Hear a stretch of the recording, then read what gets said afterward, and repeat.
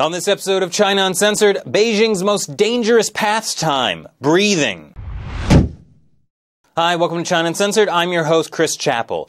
Who says Beijing is polluted? Just look at this beautiful clear sky. Okay, so maybe Beijing looks a little more like Blade Runner. Actually, if you take Taiwan's new security forces and put them in Beijing, I think you might have a blockbuster on your hands. Hey Hollywood, you might want to see if you can get co-production status on that one. Never mind. Beijing's air is so polluted... How polluted is it? It's so polluted that on the EPA's air pollution index, where levels over 100 are unhealthy and the maximum level of 500 is hazardous, Beijing scored 755 earlier in the year. And Beijing's PM 2.5 rating, that's tiny particulate matter that can get into your lungs and kill you, which also has a scale that stops at 500, was 886 in January. Now that's a lot of numbers, so let's bring it back to reality. This is what API 755 and PM 2.5 886 looks like. Let's drive it in a bit more. The website Marketplace made a smog simulator so you can know what your city can look like in Beijing smog. Here's San Francisco, Los Angeles, and New York. And remember, that scale is only going to 500 because, you know, that's supposed to be the insane threshold you can't go past. I can only imagine what it must have been like in the northern city of Harbin last month when PM 2.5 hit 1,000.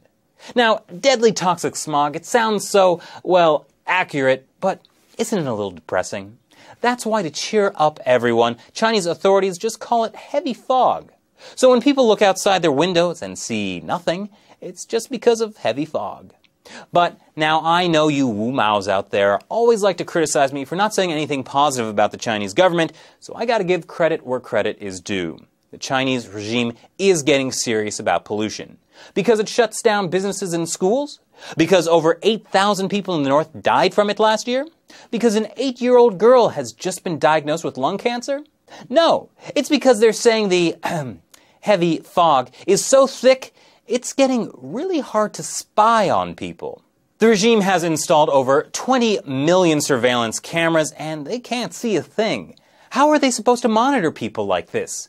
That's why the party is sparing no expense. They've hired 2 teams of scientists to figure out how to make the cameras see through the smog. Oh, you were expecting them to solve the pollution problem? That's so cute.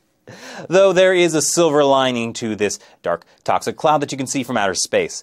It does have some advantages. If there's another large-scale protest in Tiananmen, no one will know.